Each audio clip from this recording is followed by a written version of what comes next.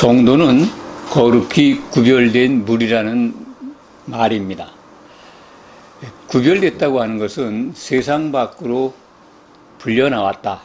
에클레시아, 교회의 지체가 된 우리들을 일컫는 말입니다. 구별됐기 때문에 성도들은 소망을 갖고 있습니다. 그 소망은 성도들이 갖고 있는 믿음으로 인해서 온 것입니다. 우리는 그리스도의 믿음을 값없이 받았습니다. 그 안에는 하나님의 의가 담겨 있어서 우리는 소망을 가질 수 있습니다. 소망이라고 하는 것, 성경이 말씀하는 소망은 이 땅에서 이루고자 하는 바람의 소망이 아닙니다. 물론 그것을 포함하지만 성경이 말씀하는 소망은 성경 속에, 특히 신약 성경 속에 구체적으로 담겨 있습니다. 요한계시록을 보면 더욱 선명하게 우리가 가져야 될 소망이 무언가를 보여주고 있습니다. 사도 바울은 고린도전서 13장 13절에서 교회에, 곧 성도들에게 있어야 될 세 가지를 우리에게 제시하고 있습니다.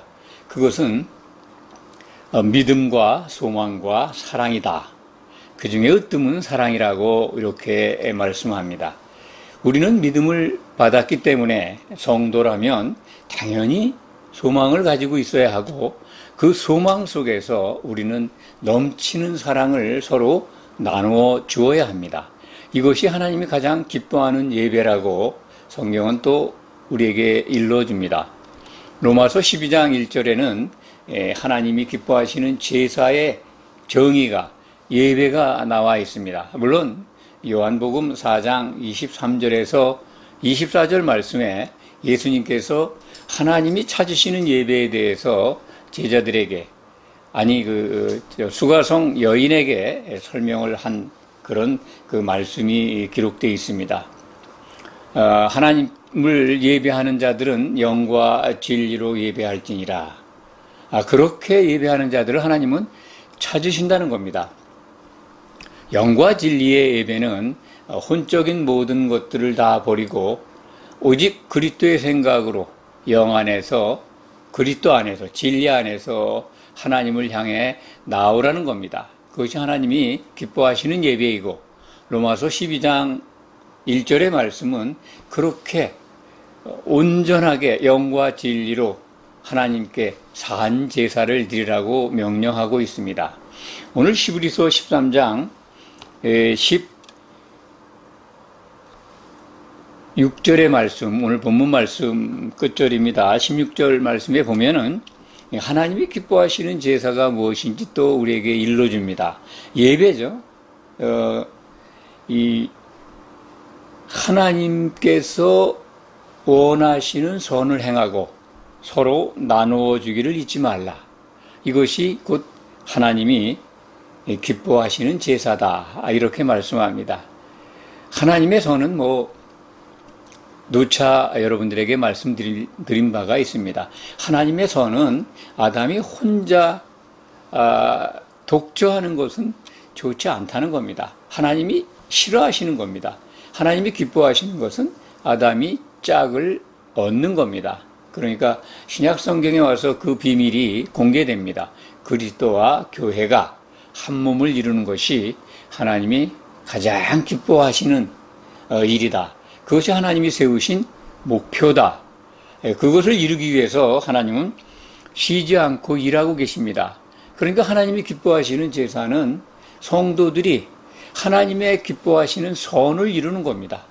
예수님이 장가들 수 있도록 우리가 한 몸을 이루면 됩니다.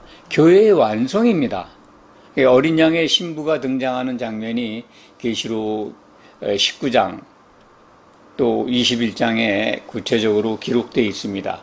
그것을 보시고 하나님은 참 매우 기뻐하십니다. 그리고 예수님은 어린 양의 신부가 준비됐을 때 할렐루야 찬송하라고 성도들에게 명령합니다. 성도들은 화답을 하면서 할렐루야를 외칩니다. 그것이 하나님이 듣고 싶어 하시는 찬송인 것을 우리는 알 수가 있습니다. 교회에 들어온, 교회로 구별된 우리들은 세상 밖으로 나온 무리들입니다. 그렇기 때문에 세상 돌아가는 것에 따라서 시시비비 참 흔들리거나 또 그것에 빠져서 매몰돼서 혼란스러워할 이유가 하나도 없습니다. 작금의 사태는 코로나 전염병의 확산으로 참으로 모든 인류가 교회뿐만이 아니라 모든 지구상에 사는 사람들이 고통을 받고 있습니다. 우리나라뿐만이 아닙니다. 그런데 우리나라 기독교는 유례없게도 이 코로나 전염병과 이렇게 엮여가지고 아주 소란스러운 환경을 맞이하고 있습니다. 많은 사람들로부터 근심의 대상이 되고 있고 심지어 지탄까지 받고 있습니다. 교회는 세상 밖으로 불려나온 자들의 모임이기 때문에 세상에 대해서 근심의 대상이 되면 안 됩니다. 오히려 예수님은 교회죠. 교회는 세상의 빛이라, 세상을 향해서 빛을 비추라고 말씀하셨습니다. 그것은 세상을 개혁하라는 것이 아닙니다. 교회의 빛을 보고 그들이 깨달아서 복음을 듣고 나올 수 있도록 해라. 그것이 예수님이 우리에게 주신 명령이고 말씀입니다. 작금의 사태는 참으로 염려스럽습니다. 기독교가 무모하게 처신한 것도 있지만은 너무나도 세상으로부터 신뢰를 잃어버리고 있는 것 같습니다. 그 역사는 참 오래됐다고 봅니다. 한국 기독교뿐만이 아니라 세계적인 추세입니다. 교회가 세상으로부터 신뢰를 잃고 외면당하고 있다. 복음이 점점 흐려지고 있다. 이것은 신약 성경에 기록된 예언의 말씀과 일치합니다. 교회는 점점 사람들이 동경하거나 또는 이렇게 긍정적으로 접근하는 대상이 아니라 다 싫어하고 믿음에서 멀어져 가고 심지어는 대적하고 비난하고 싸우고 또 탄압도 하고 억압하고 그렇게 돼 간다는 것입니다. 마지막 때가 되면 요한계시록을 보면 예수님 올 당시에 교회들이 있긴 하지만 다 음료교회입니다. 타락한 교회입니다. 세상과 짝해서 세상의 도움을 받으면서 세상의 박수를 받으면서 세워져 있는, 지탱하고 있는 교회들입니다. 그들이 다 나중에는 짐승을 경배하게 되고 짐승에게 굴복해서 표를 받게 되고 결국 믿음 있는 자를 만나볼 수 없는 교회의 권세가 모두 깨지는 그런 상황까지 온다는 것을 성경은 우리에게 미리 알려주고 있습니다. 믿음은 히브리서 11장 이하를 보면 믿음에 대한 정의가 자세히 나와 있습니다. 믿음은 원문적 단어의 뜻은 설득당한다는 뜻입니다. 설득당한다는 것은 이제 기독교의 믿음이다, 성도들의 믿음이다 그러면 하나님께 설득당하는 거죠. 예수님께 설득당하는 겁니다. 그것이 믿음입니다. 예수님도 아버지께 설득당해서 이 땅에 사람으로 오셨고 십자가에서 죽고 부활하셔서 우리들에게 하나님으로 가는 길을 열어주셨습니다. 그것이 그리스도께서 이루신 믿음의 결과이고 하나님의 선물입니다. 믿음에는 선물이 있다. 그리스도의 믿음을 우리가 은혜로 받았는데 그 믿음 안에는 하나님의 선물이 있습니다.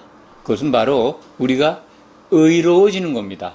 의는 죄가 사해졌다는 뜻입니다. 죄가 가려져서 하나님이 우리의 죄를 정죄하지 않으신다는 겁니다. 죄가 없어진 건 아니죠. 가려지고 사해진 겁니다.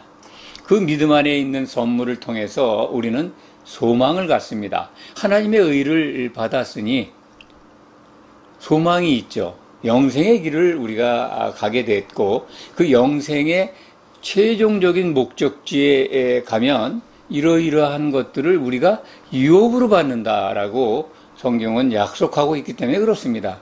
그 약속의 내용을 보니까 너무나도 놀랍습니다. 하나님은 미리 그것을 다 우리에게 일러 주셨습니다. 그렇기 때문에 소망을 갖고 있는 성도는 정말 하나님이 기뻐하시는 것을 하지 않을 수가 없습니다. 그 기쁨이 넘치기 때문에. 그래서 오늘 히브리서 13장 16절에 나와 있는 서로 나누어지기를 잊지 않고 행하게 됩니다. 나눠진다는 게 뭘까요? 서로 나눠주는 게 물론 물질도 있습니다. 그렇지만 성경이 말씀하는 성도들이 서로 나눈다고 하는 것은 사랑입니다. 마음속에 있는 것을 서로 주고받는 거죠. 우리들에게, 인간에게는 하나님께서 주시는 그 아가페 사랑이 없었습니다.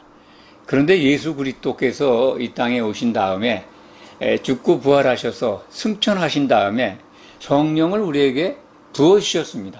성령을 받은 우리는 그 아가페 사랑을 받을 수 있습니다. 교회라면, 성도들이 모인 교회라면 그 성령이 넘치고 흘러 넘치고 충만해야 합니다.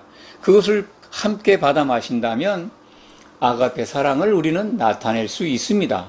그것을 서로 주고받는 것, 그것이 하나님이 정말로 기뻐하는 예배라는 겁니다. 코로나 사태로 우리가 대면 예배라고 하죠. 집합 예배가 금지되어 있습니다. 참으로 안타깝습니다. 서로 만나서 성도들을 서로 위로하고 서로 갖고 있는 사랑을 공유하고 나눠주고, 그러면서 하나님을 함께 찬양하고, 또 교회에서 선포되는 하나님의 말씀을 함께 마시고 성령을 함께 마시는 겁니다. 그럼으로써 흠이 없는 교회로 이렇게 세워져 가야 되는데, 가장 교회의 핵심인 모임이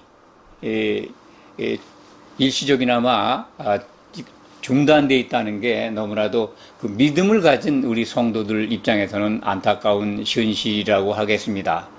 모인다고 하는 것은 실질적으로 우리가 가장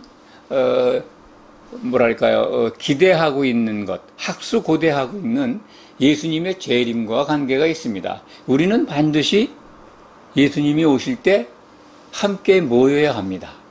거기서 물론 심판을 받고 거기서 합격된 성도들만 이제 혼인 만찬에 들어가는데, 그 만찬에 모이기 위해서 우리는 이렇게 이 땅에서 신앙생활을 하면서 예배로 모이는 겁니다.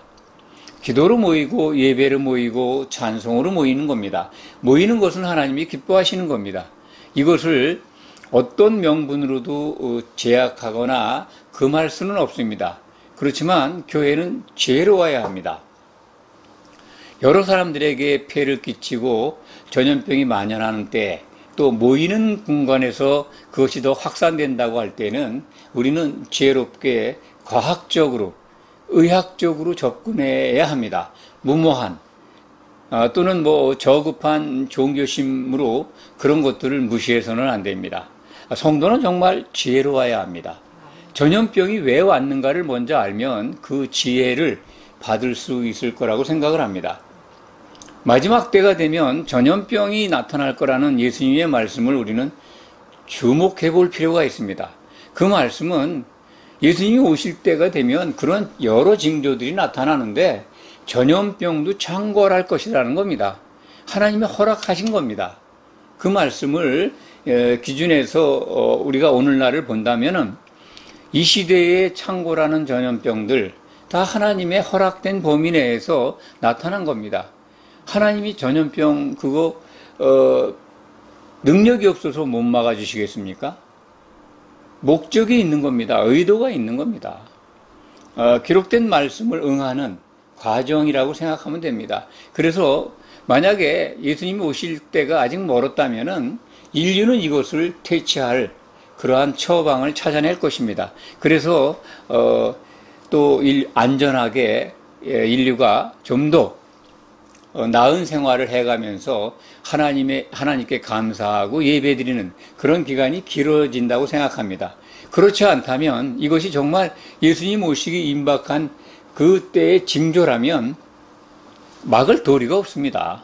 전염병이 나타난다고 하셨기 때문에. 그렇지만 우리는 이 말씀 속에서도 또는 다른 징조를 통해서도 보면 아직은 예수님이 오실 것이 아주 그렇게 임박한 때가 아니지 않느냐, 그런 희망을 가져봅니다. 그래서 코로나 전염병을 대하는 우리는 우리에게 소망을 주신 하나님을 바라본다면 정말 그런 근심과 걱정이 없는 성도들에게 약속하신 그 놀라운 것들을 성경을 통해서 찾아본다면 안심하고 오히려 이 상황을 전화위복의 계기로 삼지 않겠나, 그렇게 생각을 합니다. 왜냐하면 모일 수 없는 환경이 이어질 때 정말 함께 예배드리고 그리고 같이 신앙생활했던 성도가 얼마나 귀하고 얼마나 소중한 것인가를 깨닫게 되는 시간이 되지 않을까, 그런 기대를 합니다. 정말 보고 싶고 또 만나고 싶고 대화하고 싶고 사랑을 서로 공급하고 싶고, 그런 형제들이 이제까지 우리가 그런 것들을 참 깊이 느끼지 못하면서 신앙생활을 해왔구나 하는 것을 돌아보는 계기가 될 수 있습니다. 오히려 기독교에는 기회가 될 수 있습니다.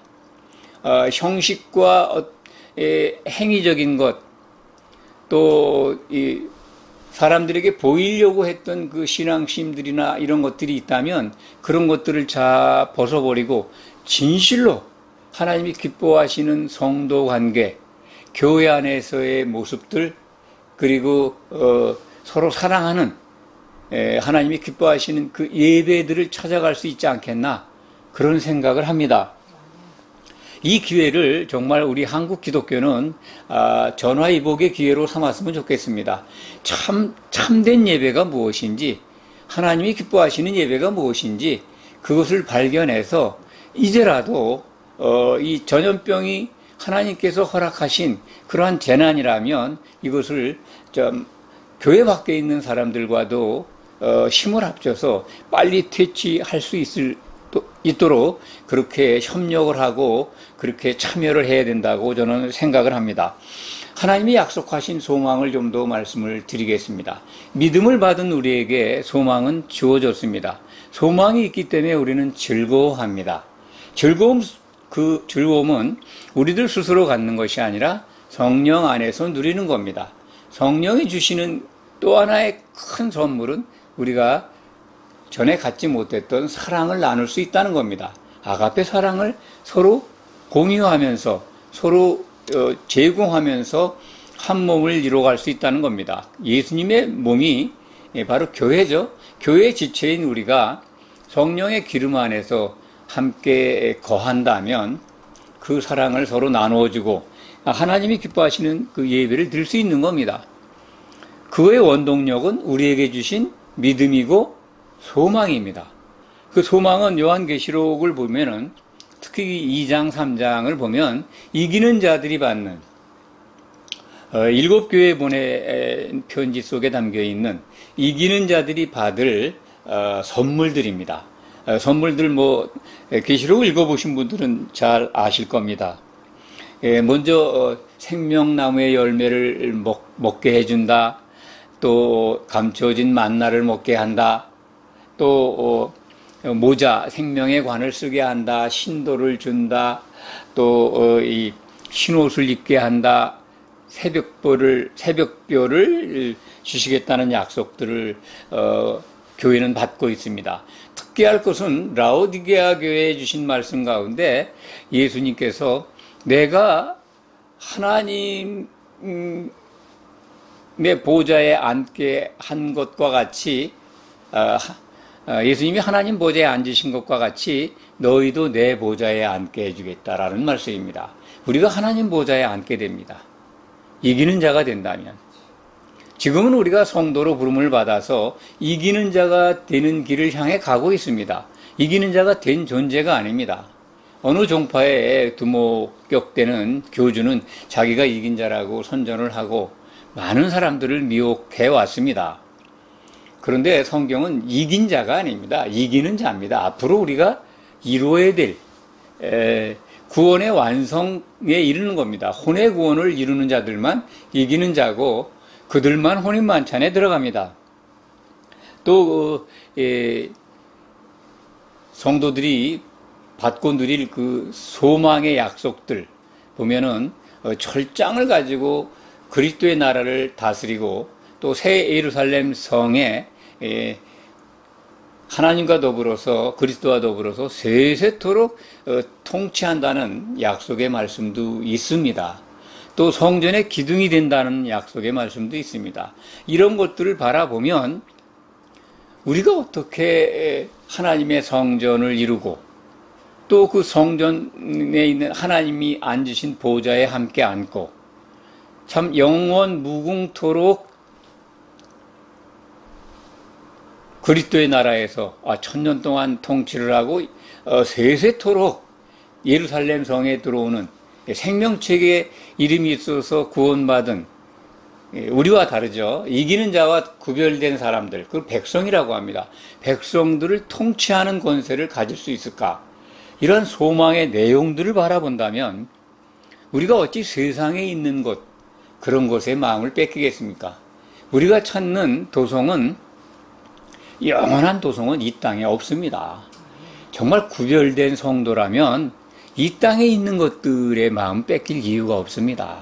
오늘 히브리서 13장 14절의 말씀을 보면 우리가 여기에는 영구한 도성이 없으므로 장차 올 것을 찾나니, 이게 바로 새 예루살렘 성입니다. 우리는 새 예루살렘 성을 받고 있습니다. 구약시대의 믿음의 조상인 아브라함은 이 하나님이 계획하시고 지으실 터가 있는, 기초석이 있는 새 예루살렘 성을 바라보았습니다. 그 바라본 믿음입니다.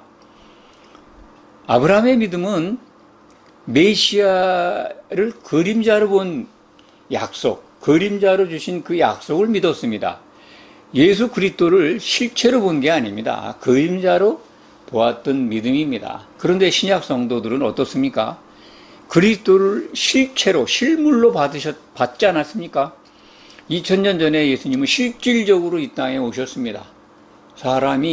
사람으로 오셔서 십자가에서 그의 믿음을 이루시고 하나님의 맏아들로 부활하셨습니다. 우리는 그리스도를 받고 있고 또 그분께서 계시로 우리에게 보여주신 새 예루살렘 성과 그 안에 있는 모든 것들을 약속으로 받고 있습니다. 조금 전에 말씀드린 대로 우리가 받은 7교회에 주신 그 약속, 이 상속의 약속들 어마어마하지 않습니까? 그것이 우리의 소망입니다. 핵심적인 내용들입니다. 그것을 받고 있는데, 그 약속을 받고 있는 신약 성도들인데 무엇이 이 땅에서 우리를 미혹한다 해도 흔들려서는 안 됩니다. 어떤 것이 우리를 미혹한다 해도 정말 혼란스러워하거나 또는 마음을 빼앗기거나 절대로 흔들려서는 안 됩니다. 그럴 이유가 없습니다. 만약 교회가 그런 것들을 잃어버리고 있다면 그 원인은 믿음이 없거나 그리스도의 믿음이 아닌 사람이 만든 믿음을 붙들고 있거나, 그것은 율법을 통해서 구원을 얻으려고 한다든지 아니면 자기가 생각하는 믿음을 가지고 행위로 가려고 한다는 믿음들이겠죠. 그리스도께서 주신 믿음은 그런 것과 구별된 믿음입니다. 그리스도께서 주신 믿음을 우리가 받아 먹을 때 우리는 참된 소망을 받습니다. 그 소망을 가지고 있다면 참 이 땅에 없는 도성, 그걸 여기에서 있다고 그걸 찾아 헤매지 않을 겁니다. 우리는 그것은 여기에 없다. 예수님이 다시 오시면 틀림없이 이루어지는 것이다. 그것을 확신하는 게 믿음입니다. 하나님은 그것을 주고 싶어 하십니다. 우리는 꼭 그것을 받아야 합니다. 이 땅에 코로나가 참 만연하고 있고 괴롭힙니다. 그런데 우리가 바라는 영구한 도성 안에는요, 그런 것들이 없습니다. 코로나 하나도 없습니다. 계시록 7장 15절부터 17절에는 아픈 것이나 또 제가 읽어드릴까요? 줄이거나 목마르거나 또는 상하게 하는 거나 또 이 모든 아픈 것들이 다 없다는 겁니다. 또 새 예루살렘 성에 죽음이 있겠습니까? 고통이 있겠습니까? 갈등이 있겠습니까? 없는 것과 있는 것에 차별이 있겠습니까? 그런 거 없습니다. 정말 가증스러운 것, 속이는 것, 그런 것들은 거기에 존재하지 않습니다. 아픈 것이 없다고 하는 것은 육적인 몸을 가지고 있지 않다는 겁니다. 영의 몸을 입고 살 겁니다. 그러니 그 안에 무슨 전염병이 있겠습니까? 어떤 암이 있겠습니까? 사람들을 괴롭히는 치명적인 질병이 있겠습니까? 없습니다. 우리가 꿈꾸는 것, 그것은 여기에 없는 새 예루살렘 도성, 새 예루살렘 도시입니다. 성경은 새 예루살렘을 나라라고 지칭하지 않습니다. 그냥 도시라고 명명하고 있습니다. 하나님의 나라라고 우리는 막연히 알고 있는데 하나님의 왕국이나 나라라는 표현을 쓰지 않고 있습니다. 우리가 찾는 도성은 여기에 없습니다. 거기에는 코로나도 없고 질병도 없고 암도 없고 죽음도 없고 사망도 없습니다. 아픔도 없습니다. 이것을 믿으시기 바랍니다. 그 소망을 받을진데 땅에 있는 것들에게 흔들리지 않는, 그래서 참으로 세상으로부터 지탄받는 그러한 성도, 그러한 아픔 속에서 우리는 빨리 벗어나야 합니다. 기도하겠습니다.